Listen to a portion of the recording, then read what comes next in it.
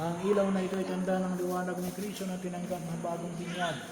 Sa tulong ng mga magulang, ninong at ninang na may mag-alab ito sa kanyang puso at diwa hanggang sa pagbabalik ni Kristo ang ating Panginoon.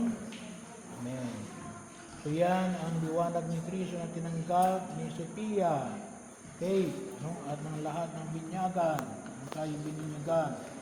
Naway patuloy na mag-alab yan, turuan mag-isal, turuan kumalang, turuan ang dapat malaman bilang isang mabuting Kristiyano.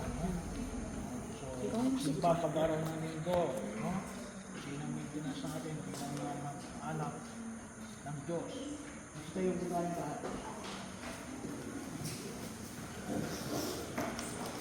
Panalangin natin si Sophia Kay at ang lahat ng binyagan.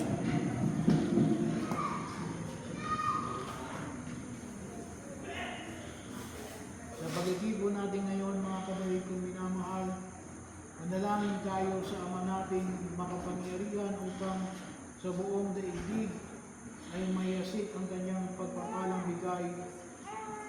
Yamang siya ang bukal ng tanang pagbabasbas at buhay. Sa bawat panalangin ng ating tugon, iniiling namin dinggin mo ang iyong bayan.